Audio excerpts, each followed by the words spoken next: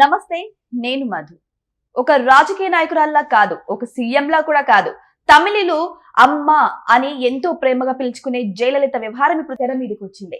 అయితే ఏంటి అంటే జయలలిత ఇంటిని వేలం వేస్తున్నట్టు తెలుస్తుంది. మరి నిజంగానే జయలలిత గారి ఆస్తులను జప్తు చేస్తున్నారా? అసలు ఏం జరిగింది? మరి ఆ ఇంటిని ఎవరు తీసుకోబోతున్నారు? ఈరోజు మనం తెలుసుకుందాం. ప్రస్తుతం మనతో పాటు ఉన్నారు senior journalist doctor Durga Vadlamani గారు. వారిని అడిగి మరిన్ని విషయాలను తెలుసుకుందాం. నమస్కారం మేడం. నమస్తే మేడం, నిజంగానే జయలలిత గారి ఆస్తులను జప్తు చేస్తున్నారా? మరి ఎవరు తీసుకోబోతున్నారు మేడం? ఎందుకు జప్తు చేస్తున్నారు? అంటే ఇప్పుడు ఆవిడ జయలలిత గారు ఆవిడ టైంలోనే 91, 92 మధ్యకాలంలో, తర్వాత 2006-7 మధ్యకాలంలో ఆదాయ పన్ను కట్టలేదు. తర్వాత 92, 93 నుంచి 2015-16 వరకు ఆస్తి పన్ను కట్టలేదు. మొత్తం కలిపి 13.65 కోట్లు ఎంతో ఇప్పుడు పెండింగ్ ఉంది. అయితే ఈ పెండింగ్ ఎవరు కట్టాలి? ఇప్పుడు ఆస్తులు అన్నీ కూడా జయరామన్ కొడుకు కూతురు దీపక్కి వెళ్ళాయి, కానీ వాళ్ళు కట్టలేదు. ఇప్పుడు మరి వాళ్ళు కట్టే స్థితిలో ఉన్నారా లేదా? జయలలిత ఆస్తులు మొత్తం వాళ్ళకి బదలాయించారా లేదా? ఎందుకంటే ఇప్పుడు ఈ వేద నిలయం పోయస్ గార్డెన్ లో ఉండే జయలలిత ఇల్లుతో పాటు వాళ్ళ కొడనాడు ఎస్టేట్ ఇంచుమించు 1000 ఎకరాలు ఎంతో, అది ఆ ఎస్టేట్ కి సంబంధించిన ఆస్తులు, తర్వాత ఆవిడకి చాలా బంగారం అది ఉంది, అవి తర్వాత డిపాజిట్లు ఇవన్నీ కూడా వీళ్ళకే వచ్చాయి. కానీ అవి మరి పూర్తిగా వీళ్ళకి సంక్రమించాయా లేదా అది తెలియాలి. ఎందుకంటే వీళ్ళు అంత డబ్బు కట్టే స్థితిలో ఉన్నారా లేదా? ఇప్పుడు ఎందుకు ఆదాయ పన్ను శాఖ మేము జప్తు చేస్తామంటోంది అంటే 14 కోట్లకే జప్తు చేసేస్తారా? ఇప్పుడు మరి బ్యాంకులు కోట్లు తినేసిన వాళ్ళని ఏం చేశాయి? ఏం చేయలేదు. ఇప్పుడు ఏం చేయలేదు కదా. ఇప్పుడు ఇంతకంటే పెద్ద పెద్ద తప్పులు చేసిన వాళ్ళు ఉంటారుగా. అంటే దీని వెనకాల ఏదైనా కుట్ర కోణం ఉందా? మీరు ఆలోచించాల్సింది అది. ఎవరు ఇది చేయిస్తున్నారు? ఇప్పుడు డిఎంకేకి తెలిసే జరుగుతోందా, లేదు శశికళ కన్ను దాని మీద పడిందా? ఎందుకంటే ఆవిడ మొదటి నుంచి కూడా ఆవిడకే వస్తుంది అది అనుకుంది వేద నిలయం. రెండోది, ఆవిడ జైలు నుంచి వచ్చాక ఇది దీపక్ వెళ్ళిపోయాక ఆవిడ వేద నిలయానికి ఎదురుగుండానే ఆవిడ ఇల్లు కట్టుకున్నాక షిఫ్ట్ అయింది. కానీ ఆవిడ దృష్టి ఇక్కడే ఉండొచ్చు.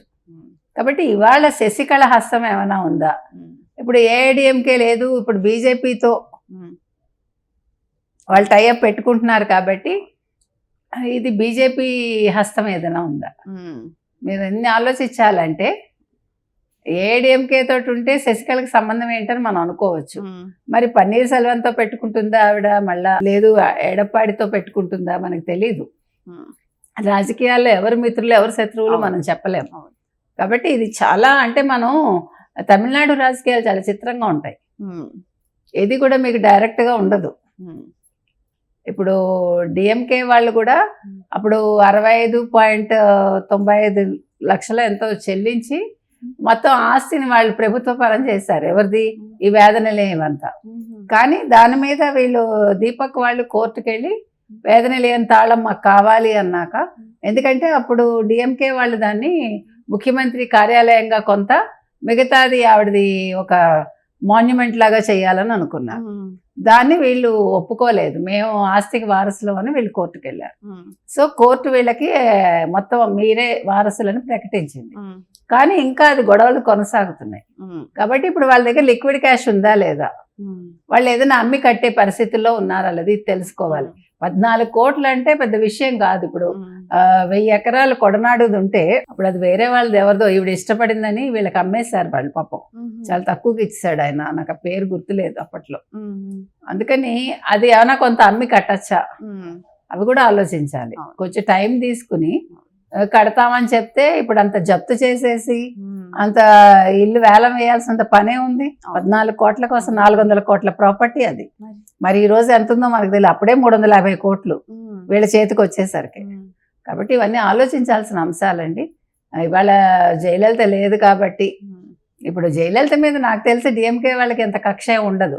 యాక్చువల్గా వాళ్ళు చేసిన తప్పిదానికి ఆవిడ ముఖ్యమంత్రి అయింది తప్ప, ఆ రోజు నిండు సభలో ఆవిడ చీర లాగటం వల్ల అయితే ఆవిడ అసలు అంత దృష్టి పెట్టుకోలేదు. అప్పుడు ఆవిడ ఏదో మనకి ముక్కు తిమ్మన గారు రాస్తారు ఎందులో, పారిజాతాభరణంలో, అనవిని విరెట్టు వడ్డ ఉరగాంగన వల్ల లేచని, అలాగా ఆవిడ ఒక దెబ్బతిన్న త్రాచుపావు లాగా లేచింది ఆ రోజు. దానికి సాయం ఆవిడకి శశికళ తోడు ఉండడంతో ఆవిడ ఎన్నికలకు వెళ్ళింది.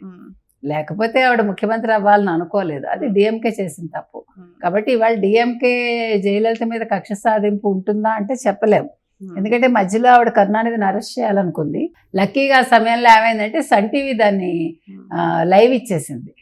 ఆ లైవ్ ఇవ్వడంతో ఆ రోజు కరుణానిధి సేఫ్ అయ్యారు. లేకపోతే అసలు ఆయనకి ప్రాణాలకు కూడా ముప్పు అని అనుకున్నారు.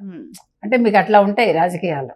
అందుకని ఇవాళ మరి డిఎంకే ఏదైనా కక్షపూరితంగా వ్యవహరిస్తోందా, ఇందులో బీజేపీ హస్తం ఉందా, లేదు శశికళ ఏదైనా చేస్తోందా, ఇన్ని అంశాలు మనం ఆలోచించాలి. వీళ్ళందరూ చేసేది పక్కన పెడితే ఆమె ఆస్తులను వారు స్వాధీనం చేస్తున్నారు కదా, దీపక్ దీప్తి వాళ్ళు. సో వాళ్ళు ఏమైనా అమౌంట్ ఇచ్చి 14 కోట్లతో పోతున్న వ్యవహారం మిగిలిందంతా మనకే వస్తుంది కదా అనే వ్యవహారంతో వాళ్ళు ఏమన్నా అది తీర్చేసే అదే వాళ్ళు చేసుకోవచ్చు. అదే దానికి వాళ్ళు ఫర్దర్ గా ఏదైనా కోర్టుకు వెళ్ళి కొంచెం టైం తెచ్చుకుని, అదే చెప్తున్నాను నేను, వాళ్ళు దాన్ని సాల్వ్ చేసుకోవచ్చు. ఎందుకంటే వాళ్ళ దగ్గర లిక్విడ్ క్యాష్ ఉందో లేదో మనకు తెలియదు. మధ్యలో ఆ దీప అన్న ఆవిడ ఒక ఒక పార్టీ కూడా పెట్టింది ఎంజీఆర్ పేరుతోటి. ఇదే ఏదో ఒక పెట్టి కొంతకాలం తర్వాత వెనక్కి వెళ్ళిపోయింది ఆవిడ. కాబట్టి మరి ఏం చేస్తారో మనం వేసి చూద్దాం. సో ఏదేమైనా సరే ఇప్పుడు జయలలిత వ్యవహారం మాత్రం తెర మీదకి వస్తుంది. మరి ఆవిడ ఆస్తులను ఏం చేస్తారు?